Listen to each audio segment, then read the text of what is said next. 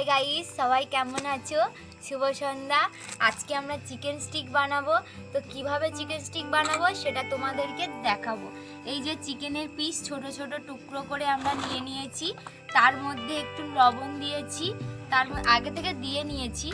তো লবণ দিয়েছি, তার মধ্যে আদা রসুনের পেস্টও একটু দিয়েছি, আর ধনে গুঁড়ো, জিরে গুঁড়ো, একটু গরম মশলার গুঁড়ো দিয়েছি, আর তার মধ্যে আমরা দেব হলুদ গুঁড়ো।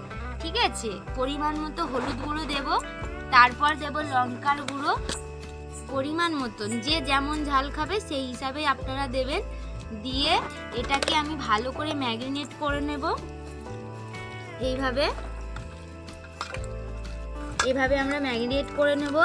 নিয়ে তার মধ্যে আমরা শিক দিয়ে এটাকে ঢুকিয়ে নেব, শিকের মাধ্যমে এটা ঢুকিয়ে নেব।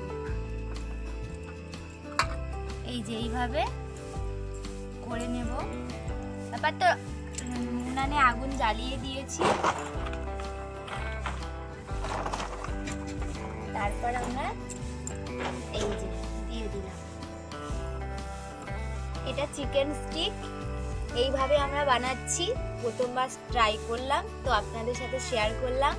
কেমন লাগবে একটু বলবেন আপনারা। অর্ধেক পোড়ানো চলছে, তো আমরা ফার্স্ট টাইম ট্রাই করলাম। আমরা তো জানি না কিভাবে করতে হয়, তো আপনারা কিভাবে করেন সেটা অবশ্যই কমেন্ট করে জানাবেন। চিকেন স্টিক পোড়ানো, তো আমরা এখন এটা তুলে নেব। তুলে নিয়ে এটা এইভাবে বের করে নেব, এইভাবে।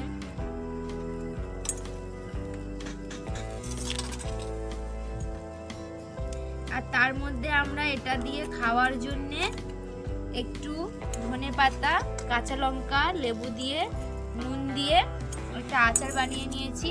এটা এখন কেমন হয়েছে একটু টেস্ট করে দেখব।